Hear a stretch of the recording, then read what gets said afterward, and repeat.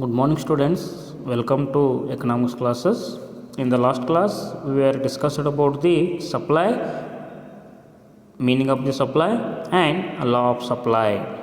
Today, we will going to discuss about the determinants of supply. Determinants of the supply.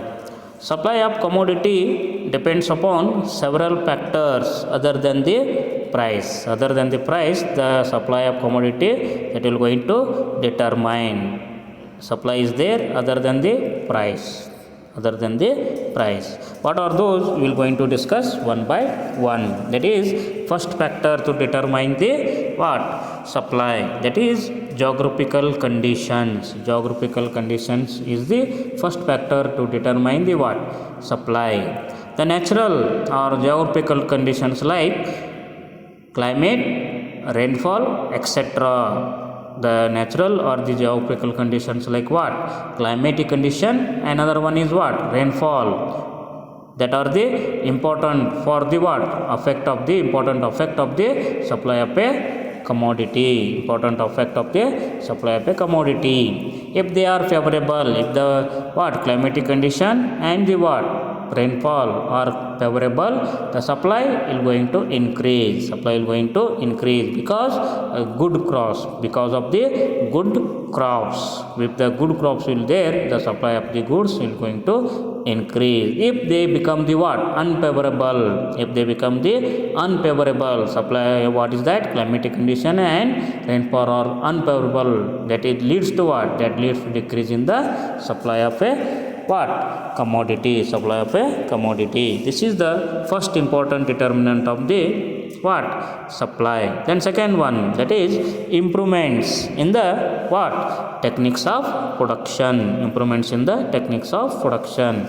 Improvements in the techniques of production, that also increases the what? Supply of manufactured goods. Supply of manufactured goods as well as the what? Agricultural goods. If the improvement in the what? Improvement in the what? Techniques of the production, that leads to increase the what? Supply of the manufactured goods as well as the what? As well as the agricultural goods. Agricultural goods. This is the second important determinant of the supply. Then third one, changes in the prices of factors of production. Changes in the prices of factors of production. Factors of changes in the prices. Factors of production is another one important determinant to determine the what? Supply of the commodity. The what? Changes in the prices of factors of production. It also brings about the what? Change in the supply of a commodity. Prices of the factors of production also change. Leads to change the what? Brings the what? Change in the supply of a commodity. If the factors of prices are lower, the supply of commodity increases. If the factors of prices are lower, the supply of commodity increases. But if the what?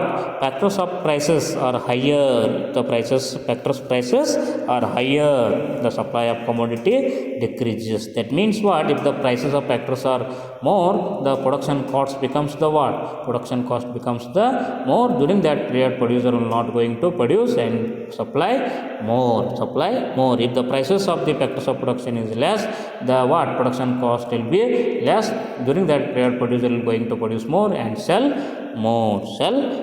That is the one thing is there. If the price of factors of production, that leads to what? Change in the supply of a commodity. Then fourth one, improvements in the means of what? Transport and communication. Improvements in the means what? Tools. That is improvements in the what? Means of transport or media of transport and or medium. That is medium means what? Medium. Improvements in the means of transport and communication is there. That also leads to increase the what? Supply of goods. Supply of goods. If there is no improvement in the means of transport and communication, then during that period the supply of the goods and services will be less. That is one important determinant to determine the supply of the goods. If the improvements is there in the means of transport and communication, supply of goods and services also more. If there is no improvement in the means of transport and communication, there is a less supply of the goods and services. is there, is the there. That is the fourth one. Then fifth one, that is natural calamities. Natural calamities also responsible for the what? Supply of the goods. Natural calamities also responsible for the what? Supply of the goods. Natural calamities like earthquake, floods, famines, or other calamities like war, emergency, etc., that leads to what? Decrease in the supply of the goods. Natural calamities like what? Earthquake, flood, famine, or other calamities like war, emergency. War and emergencies are the man-made. What is that? Calamities are there. Then natural calamities are earthquake, flood, and famine. If they are existed in the economy, during that period the supply of the commodity will be less. Supply of the commodity will be less. If the what condition, natural calamities are not there in the economy, the supply of the commodity will be more. Supply of the commodity will be more. This is the fifth important what? Determinant of the supply. Then sixth one, that is the fiscal policy of the government. The fiscal policy of the government, that means what? That is the one policy relating to the what? Government. That is what is that? Revenue expenditure policy, revenue expenditure tax policy, that is people are called as revenue expenditure, and tax policy, that is the fiscal policy. The fiscal policy of the government also responsible for the what? Supply of the commodity. Supply of the commodity. The fiscal policy of the government is likely to affect the what? Supply of the goods. For goods, supply of the goods. For example, a high rate of tax on commodity is sure to decrease its supply. If the government imposing the high rate of the tax on the goods, that leads to what? Decrease in the supply of the goods. If the tax rate is less, during that period the producer is going to produce more and supply more. If the imposition of the tax is more on the goods, that will leads to what? Decrease in the supply of the goods. That's why fiscal policy of the government is also one important responsible for the what? Important responsible for the what? Supply of the goods. Supply of the goods. Then another one, that is political disturbance. Political disturbance, that also one important responsible for the what? Determinant of the supply. Determinant of the supply. Political disturbance that may be internally or that may be externally, likely to what? Disorganize the what? Channels of trade. Channels of trade, and thereby create scarcity. That thereby create the what? Scarcity of certain kinds of the goods. Certain kinds of the goods. That is political disturbance that may be internally or that may be externally, that leads to affect the what? That leads to affect the what? Supply of the goods. That leads to affect the supply of the goods. That means what? That disorganize, that leads to disorganize the channels of trade. That leads to disorganize the channels of trade. That leads to, that creates the what? Thereby that leads to create the what? Scarcity of certain kinds of goods. Certain kinds of goods. That leads to what? Scarcity in the certain kinds of goods. That leads to decrease in the supply of the goods. Political disturbance is another one important responsible for the determinant of the supply. Then another one, eighth one, that is agreement among the producers. Agreement among the producer is another one important responsible for the supply of the commodity. Supply of the commodity. Agreement among the producer may bring about the what? A decline in the supply of certain goods. Certain goods consciously. What is that? The agreement will be there. Agreement is there among the what? Producer, that may bring the what? That may bring about the decline in the supply of what? Certain goods. Certain goods. This may be an attempt to raise the what? Price by restricting the what? Output. That leads to what? The producer is going to restrict the production and raising the what? Raising the price. That is raising the price. That is one important responsible. Agreement among the producer also one responsible for the supply of the commodity. Supply of the commodity. ನಾವು ಈ ಒಂದು ಕ್ಲಾಸ್ನಲ್ಲಿ ಪೂರೈಕೆಯ ನಿರ್ಧಾರಕಗಳನ್ನು ಕುರಿತು ಅಧ್ಯಯನ ಮಾಡ್ತಿದ್ದೀವಿ. ಪೂರೈಕೆಯ ನಿರ್ಧಾರಕಗಳು ಯಾವ ಇದಾವೆ ಅಂತಕ್ಕಂಥದ್ದನ್ನು ನಾವು ಈ ಒಂದು ಕ್ಲಾಸ್ನಲ್ಲಿ ಡಿಸ್ಕಸ್ ಮಾಡೋಣ ಅಂತಕ್ಕಂಥದ್ದು. ಬೆಲೆಯನ್ನು ಆಧರಿಸಿ ಪೂರೈಕೆ ಬದಲಾಗ್ತದೆ ಅಂತಕ್ಕಂಥದ್ದನ್ನು ನಾವು ಬೆಲೆಯ ಪೂರೈಕೆ ನಿಯಮದಲ್ಲಿ ನೋಡಿದ್ದೀವಿ. ಬೆಲೆಯನ್ನು ಹೊರತುಪಡಿಸಿನೂ ಕೂಡ ಪೂರೈಕೆಯಲ್ಲಿ ಬದಲಾಗ್ತದೆ ಅಂತಕ್ಕಂಥದ್ದನ್ನು ಅಂಶಗಳನ್ನೇ ಪೂರೈಕೆಯನ್ನು ನಿರ್ಧರಿಸುವ ಅಂಶಗಳು ಅಂತಕ್ಕಂಥದ್ದು. ಬೆಲೆಯನ್ನು ಹೊರತುಪಡಿಸಿ ಪೂರೈಕೆಯನ್ನು ನಿರ್ಧರಿಸುವ ಅಂಶಗಳನ್ನೇ ಪೂರೈಕೆ ನಿರ್ಧಾರಕಗಳು ಅಂಥೇಳಿ ಹೇಳ್ಬೋದು. ಅದರಲ್ಲಿ ಒಂದೇದು ಯಾವುದು ಅಂತಂದರೆ ಜಾಗ್ರಫಿಕಲ್ ಕಂಡೀಷನ್, ಭೌಗೋಳಿಕ ಸ್ಥಿತಿಗತಿಗಳು ಅಂತ ಹೇಳ್ಬೋದು. ನಾವು ಭೌಗೋಳಿಕ ಸ್ಥಿತಿಗತಿಗಳ ಆಧಾರದ ಮೇಲೇನೂ ಕೂಡ ಪೂರೈಕೆಯಲ್ಲಿ ಏನಾಗ್ತದೆ, ಬದಲಾಗ್ತದೆ ಅಂತಕ್ಕಂಥದ್ದು, ಪೂರೈಕೆ ನಿರ್ಧಾರ ಆಗ್ತದೆ ಅಂತಕ್ಕಂಥದ್ದು. ಸ್ವಾಭಾವಿಕ ಅಥವಾ ಭೌಗೋಳಿಕ ಸ್ಥಿತಿಗಳಾಗಿರ್ತಕ್ಕಂಥ ಏನಂತಕ್ಕಂಥದ್ದು ಹವಾಮಾನ ಇರ್ಬೋದು, ಅಥವಾ ಮಳೆ ಅಂತಕ್ಕಂಥ ವ್ಯವಸ್ಥೆ ಇರ್ಬೋದು. ಇವುಗಳ ಮುಖಾಂತರ ಏನಾಗ್ತದೆ, ಪೂರೈಕೆಯಲ್ಲಿ ಬದಲಾವಣೆ ಆಗ್ತದೆ, ಒಂದು ವಸ್ತುವಿನ ಪೂರೈಕೆಯಲ್ಲಿ ಬದಲಾವಣೆ ಆಗ್ತದೆ ಅಂತಕ್ಕಂಥದ್ದು ಕೂಡ ಹೇಳ್ಬೋದು. ಒಂದು ವೇಳೆ ಏನಂತಕ್ಕಂಥದ್ದು ಹವಾಮಾನದ ಪರಿಸ್ಥಿತಿ ಮತ್ತು ಮಳೆಯ ಒಂದು ಪರಿಸ್ಥಿತಿ ಚೆನ್ನಾಗಿತ್ತಂತಂದರೆ ಏನಾಗ್ತದೆ, ಪೂರೈಕೆ ಪ್ರಮಾಣ ಅಧಿಕ ಇರ್ತದೆ ಅಂತ ಹೇಳ್ಬೋದು. ಅಂತ ಹೇಳ್ಬೋದು. ಯಾಕಂತಂದು ಕೇಳಿ ಒಳ್ಳೆ ಬೆಳೆ ಬರೋದರಿಂದ, ಬೆಳೆಗಳು ಒಳ್ಳೆಯದಾಗಿ ಬರೋದರಿಂದ ಪೂರೈಕೆ ಪ್ರಮಾಣ ಹೆಚ್ಚಾಗ್ತದೆ ಅಂತ ಕೂಡ ಹೇಳ್ಬೋದು. ಯಾವಾಗ ಹವಾಮಾನ ಮತ್ತು ಮಳೆಯ ಪ್ರಮಾಣ ಚೆನ್ನಾಗಿದ್ದಾಗ. ಒಂದು ವೇಳೆ ಅವು ಅನ್ಫೇವರೇಬಲ್, ಅನಾನುಕೂಲವಾಗಿದ್ದು ಅಂದರೆ ಏನಾಗ್ತದೆ ಅಂತ ಕೂಡ ಹೇಳ್ಬೋದು, ಪೂರೈಕೆ ಪ್ರಮಾಣ ಕಡಿಮೆ ಆಗ್ಬೋದು ಅಂತ ಕೂಡ ಹೇಳ್ಬೋದು. ಪೂರೈಕೆ ಪ್ರಮಾಣ ಏನಾಗ್ಬೋದು, ಕಡಿಮೆ ಆಗ್ಬೋದು ಅಂತಕ್ಕಂಥದ್ದು. ಇದು ಒಂದನೇ ನಿರ್ಧಾರಕ ಅಂತೇಳಿ ಹೇಳ್ಬೋದು. ಎರಡನೇ ನಿರ್ಧಾರಕ ಯಾವುದು ಅಂತ ಹೇಳಿದರೆ improvements in the techniques of production ಅಂತಕ್ಕಂಥದ್ದು.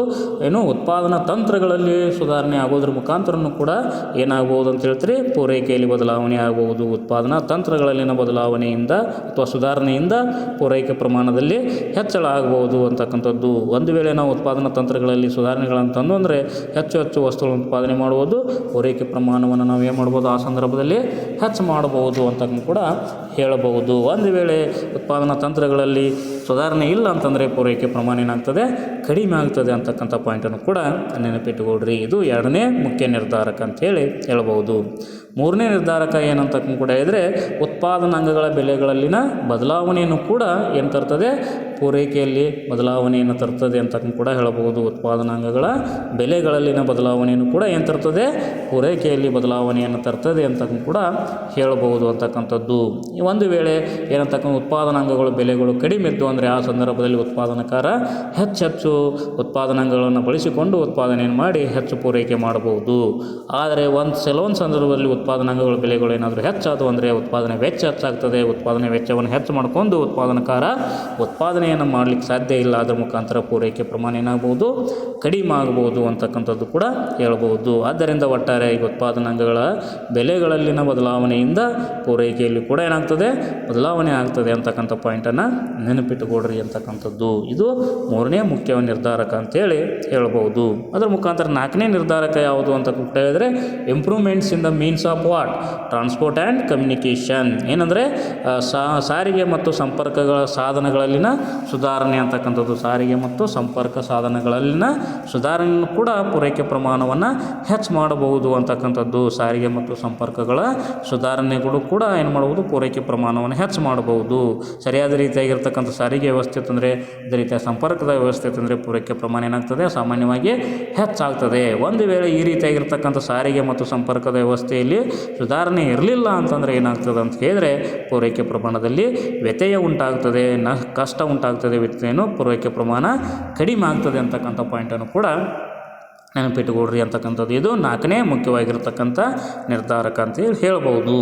ಐದನೇ ನಿರ್ಧಾರಕ ಯಾವುದು ಪೂರೈಕೆದು ಅಂತ ಕೇಳಿದರೆ ನ್ಯಾಚುರಲ್ ಕೆಲಾಮಿಟೀಸ್ ಅಂತ ಕೂಡ ಹೇಳ್ತೀವಿ. ನ್ಯಾಚುರಲ್ ಕೆಲಾಮಿಟೀಸ್ ಅಂದರೆ ನೈಸರ್ಗಿಕ ವಿಕೋಪಗಳು ಅಂತಕ್ಕಂಥದ್ದು ಕೂಡ ಹೇಳ್ತಕ್ಕಂಥದ್ದು, ಅಥವಾ ಪ್ರಕೃತಿ ವಿಕೋಪಗಳು ಅಂತ ಹೇಳ್ತಕ್ಕಂಥದ್ದು. ಪ್ರಕೃತಿ ವಿಕೋಪಗಳು ಮುಖ್ಯವಾಗಿ ಯಾವ ಬರ್ತಾವೆ ಅಂದರೆ ಭೂಕಂಪ ಅಂತಕ್ಕಂಥದ್ದು ಬರ್ತದೆ, ನೆರೆ ಹಾವಳಿ ಅಂತಕ್ಕಂಥದ್ದು ಬರ್ತದೆ, ಬರಗಾಲ ಅಂತಕ್ಕಂಥ ಕೂಡ ಬರ್ತದೆ. ಇವು ಪ್ರಕೃತಿ ವಿಕೋಪಗಳು, ನಿಸರ್ಗ ಮಾಡುವಂಥ ಕೆಲವೊಂದು ವಿಕೃತಿಗಳು ಅಂತಕ್ಕಂಥದ್ದು, ವಿಕೋಪಗಳು ಅಂತಕ್ಕಂಥ ತೊಂದರೆಗಳು ಅಂತ ಹೇಳ್ಬೋದು. ಭೂಕಂಪ, ಅದೇ ನೆರೆ ಹಾವಳಿ, ಅದ್ರ ಮುಖಾಂತರ ಫೆಮೈನ್, ಬರಗಾಲ ಅಂತ ಹೇಳ್ಬೋದು.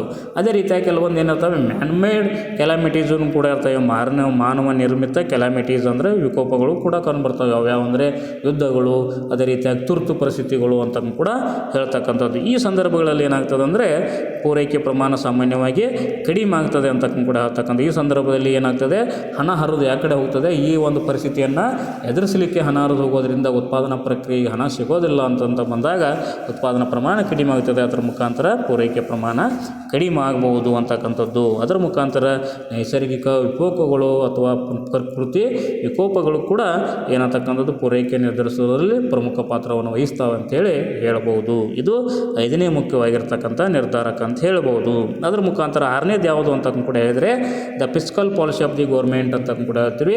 ಇನ್ನೇನಂತಕ್ಕಂಥದ್ದು ರಾಜ್ಯಕೋಶ ನೀತಿ, ಸರ್ಕಾರದ ರಾಜ್ಯಕೋಶ ನೀತಿನೂ ಕೂಡ ಏನಂತಕ್ಕಂಥದ್ದು ಪೂರೈಕೆಯನ್ನು ನಿರ್ಧರಿಸುವ ಇನ್ನೊಂದು ಅಂಶ ಅಂತೇಳಿ ಕೂಡ ಹೇಳ್ಬೋದು. ರಾಜ್ಯಕೋಶ ನೀತಿಯಲ್ಲಿ ಏನಿರ್ತದಂದರೆ ಸಾರ್ವಜನಿಕ ವೆಚ್ಚ, ಸಾರ್ವಜನಿಕ ಸಾಲ ಮತ್ತು ತೆರಿಗೆಗಳನ್ನು ಒಳಗೊಂಡಿರ್ತಕ್ಕಂಥ ನೀತಿಗೆ ನಾವೇನಂತ ಕರಿತೀವಿ ರಾಜ್ಯಕೋಶ ನೀತಿ ಅಂತ ಹೇಳ್ತೀವಿ. ಒಂದು ವೇಳೆ ಸರ್ಕಾರ ಹೆಚ್ಚಿನ ಪ್ರಮಾಣದಲ್ಲಿ ವಸ್ತುಗಳ ಮೇಲೆ ತೆರಿಗೆಯನ್ನು ವಿಧಿಸಿದ್ರಂದರೆ ಏನಾಗ್ತದೆ, ಅಧಿಕ ತೆರಿಗೆಯನ್ನು ವಿಧಿಸಿದ್ರಂದರೆ ತೆರಿಗೆಯನ್ನು ಅಧಿಕ ವಿಧಿಸೋದ್ರಿಂದ ಏನಾಗ್ತದೆ ಉತ್ಪಾದನಕಾರನಿಗೆ ನಿರುತ್ತೇಜನ ಉಂಟಾಗ್ತದೆ. ತೆರಿಗೆನೇ ಹೆಚ್ಚು ಕೊಡಬೇಕು ಅಂತಕ್ಕಂಥ ಒಂದು ವ್ಯವಸ್ಥೆ ಬರೋದ್ರಿಂದ ಅವನು ಹೆಚ್ಚು ಉತ್ಪಾದನೆ ಮಾಡೋದನ್ನು ನಿಲ್ಲಿಸ್ಬೋದು. ಉತ್ಪಾದನೆ ಆ ಸಂದರ್ಭದಲ್ಲಿ ಉತ್ಪಾದನಾ ಪ್ರಮಾಣ ಕಡಿಮೆ ಆಗ್ಬೋದು. ಅದರ ಮುಖಾಂತರ ಪೂರೈಕೆ ಪ್ರಮಾಣವೂ ಕೂಡ ಕಡಿಮೆ ಆಗ್ಬೋದು ಅಂತಕ್ಕಂಥದ್ದು. ಅದಕ್ಕೋಸ್ಕರ ಏನಂತಕ್ಕಂಥದ್ದು ಕೂಡ ಹೇಳ್ಬೋದು, ಸರ್ಕಾರದ ರಾಜ್ಯಕೋಶ ನೀತಿ ಅಥವಾ ರಾಜ್ಯಾಧ್ಯಯ ನೀತಿಯೂ ಕೂಡ ಪೂರೈಕೆ ಪ್ರಮಾಣವನ್ನು ನಿರ್ಧರಿಸುವುದರಲ್ಲಿ ಏನಾಗ್ತದೆ ಒಂದು ಪ್ರಮುಖ ಪಾತ್ರವನ್ನು ವಹಿಸ್ತದೆ ಅಂತಕ್ಕಂಥದ್ದು ಕೂಡ ಹೇಳ್ಬೋದು. ತೆರಿಗೆ ದರಗಳು ಕಡಿಮೆ ಇದ್ದರೆ ಪೂರೈಕೆ ಪ್ರಮಾಣ ಹೆಚ್ಚಾಗ್ತದೆ. ತೆರಿಗೆ ದರಗಳು ಹೆಚ್ಚಾದವು ಅಂದರೆ ಏನಾಗ್ತದೆ ಪೂರೈಕೆ ಪ್ರಮಾಣ ಕಡಿಮೆ ಆಗ್ತದೆ. ಇದು ಸಾಮಾನ್ಯವಾಗಿರ್ತಕ್ಕಂಥ ಅಂಶ ಅನ್ನೋದು ನೆನಪಿಟ್ಟುಕೊಡ್ರಿ. ಇದು 6ನೇ ಮುಖ್ಯವಾಗಿರ್ತಕ್ಕಂಥ ನಿರ್ಧಾರಕ ಅಂಥೇಳಿ ಹೇಳ್ಬೋದು.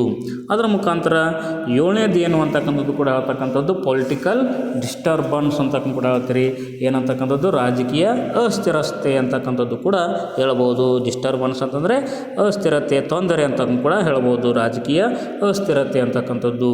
ಅದರ ಮುಖಾಂತರ ರಾಜಕೀಯ ಅಸ್ಥಿರತೆ ಏನಾಗಿರ್ಬೋದು, ಆಂತರಿಕವಾಗಿರ್ತಕ್ಕಂಥ ರಾಜಕೀಯ ಅಸ್ಥಿರತೆ ಇರ್ಬೋದು ಅಥವಾ ಬಾಹ್ಯವಾಗಿರ್ತಕ್ಕಂಥ ರಾಜಕೀಯ ಅಸ್ಥಿರತೆ ಇರ್ಬೋದು ಅಂತಕ್ಕಂಥದ್ದು. ಈ ರೀತಿಯಾಗಿರ್ತಕ್ಕಂಥ ಅಸ್ಥಿರತೆ ಏನು ಮಾಡ್ತದೆ ಅಂದರೆ ಅಸಂಘಟಿತಗೊಳಿಸ್ತದೆ. ಏನಂತಕ್ಕಂಥದ್ದು ವ್ಯಾಪಾರದ ಒಂದು ಮಾರ್ಗಗಳನ್ನು, ವ್ಯಾಪಾರದ ಏನಂತಕ್ಕಂಥ ದಾರಿಗಳನ್ನು ಏನು ಮಾಡ್ತದೆ ಅಸಂಘಟಿತಗೊಳಿಸ್ತದೆ. ಅದರ ಮುಖಾಂತರ ಏನುಂಟಾಗ್ತದೆ ಸರಕುಗಳಲ್ಲಿ ಕೊರತೆ ಉಂಟಾಗ್ತದೆ. ಅದರ ಮುಖಾಂತರ ಏನಾಗ್ತದೆ ಪೂರೈಕೆ ಪ್ರಮಾಣ ಕಡಿಮೆ ಆಗಬಹುದು ಅಂತಕ್ಕಂಥದ್ದು. ರಾಜಕೀಯ ಅಸ್ಥಿರತೆಗಳು ಕೂಡ ಏನಂತಕ್ಕಂಥದ್ದು ಪೂರೈಕೆ ನಿರ್ಧರಿಸುವ ಮುಖ್ಯ ಅಂಶಗಳಾಗಬಹುದು ಅಂತ ಕೂಡ ಹೇಳ್ತೀರಿ.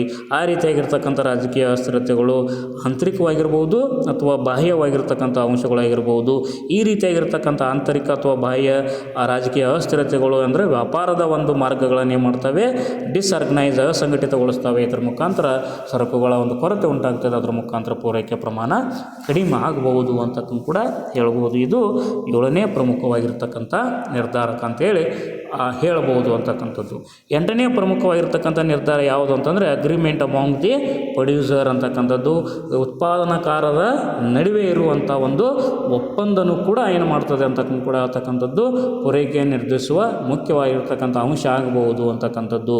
ಸಾಮಾನ್ಯವಾಗಿ ಉತ್ಪಾದನಕಾರರು ಏನು ಮಾಡ್ತಾರೆ ಅಂದರೆ ಬೆಲೆಗಳು ಇಳಿಯುವಂಥ ಸಂದರ್ಭದಲ್ಲಿ ಒಪ್ಪಂದ ಮಾಡ್ಕೊಂಡ್ಬಿಡ್ತಾರೆ ಅಂತಕ್ಕಂಥದ್ದು. ನಾವು ವಸ್ತುಗಳನ್ನು ಮಾರುಕಟ್ಟೆಯಲ್ಲಿ ಬಿಡೋ ಹಾಗಿಲ್ಲ ಅಥವಾ ಬಿಟ್ಟರೆ ನಮಗೆ ಲಾಸ್ ಆಗ್ತದೆ ಅಂತಕ್ಕಂಥದ್ದು ಕೂಡ ಏನಾಗ್ತದೆ ಒಂದು ಒಪ್ಪಂದ ಮಾಡ್ಕೊಂಡ್ರೆ ಅಂದರೆ ಆಗೇನು ಗೊತ್ತಿದ್ದು ಮಾಡ್ಕೋತಕ್ಕಂಥ ಒಪ್ಪಂದ ಅದು. ಅದ್ರ ಮುಖಾಂತರ ಒಂದು ವೇಳೆ ನಾವು ಸರಕುಗಳನ್ನು ಮಾರುಕಟ್ಟೆಗೆ ಬಿಡೋದು ಬೇಡ ಅಂತೇಳಿ ಒಪ್ಪಂದ ಮಾಡ್ಕೊಂಡ್ರೆ ಅಂದರೆ ಪೂರೈಕೆ ಪ್ರಮಾಣ ಏನಾಗ್ತದೆ ಸಾಮಾನ್ಯವಾಗಿ ಕಡಿಮೆ ಆಗ್ತದೆ ಅಂತಕ್ಕಂಥದ್ದು ಕೂಡ ಹೇಳಬಹುದು ಅಂತಕ್ಕಂಥದ್ದು. ಏನು ತಮ್ಮಲ್ಲೇ ಉತ್ಪಾದನಕಾರರು ಒಪ್ಪಂದ ಮಾಡ್ಕೊಂಡು ನಾವು ವಸ್ತುಗಳನ್ನು ಮಾರುಕಟ್ಟೆಗೆ ಬಿಡುವುದನ್ನು, ಮಾರುಕಟ್ಟೆಯಲ್ಲಿ ಮಾರಾಟ ಮಾಡುವುದನ್ನು ಕಡಿಮೆ ಮಾಡಬೇಕು ಅಂತಕ್ಕಂಥ ಒಪ್ಪಂದ ಮಾಡ್ಕೊಂಡ್ರೆ ಅಂದರೆ ಏನಾಗಿಬಿಡ್ತದೆ ಪೂರೈಕೆ ಪ್ರಮಾಣ ಕಡಿಮೆ ಆಗ್ತದೆ ಅಂತಕ್ಕಂಥ ಕೂಡ ಹೇಳ್ತಕ್ಕಂಥದ್ದು. ಅದರ ಮುಖಾಂತರ ಅವರು ವಸ್ತುಗಳನ್ನು ಹಿಡಿದಿಟ್ಟುಕೊಂಡು ಅಗ್ರಿಮೆಂಟ್ ಮುಖಾಂತರ ಹಿಡಿದಿಟ್ಟುಕೊಂಡು ಅದರಗಳನ್ನು ಬೆಲೆಗಳನ್ನು ಹೆಚ್ಚು ಮಾಡುವಂಥ ಒಂದು ದುಷ್ಪರಿಣಾಮಕ್ಕೂ ಕೂಡ ಅವರು ಕೈ ಒಡ್ಡಬಹುದು ಅಂತಕ್ಕಂಥ ಕೂಡ ಹೇಳಬಹುದು ಅಂತಕ್ಕಂಥದ್ದು. ಅದರ ಮುಖಾಂತರ ಉತ್ಪಾದನಕಾರರ ಮಧ್ಯೆ ಇರುವಂಥ ಒಂದು ಒಪ್ಪಂದನೂ ಕೂಡ ಪೂರೈಕೆ ಪ್ರಮಾಣವನ್ನು ನಿರ್ಧರಿಸುವಂಥ ಮುಖ್ಯವಾಗಿರ್ತಕ್ಕಂಥ ಅಂಶ ಅಂತೇಳಿ ಹೇಳಬಹುದು ಅಂತಕ್ಕಂಥದ್ದು. ಹೌದಾ? Okay, thank you.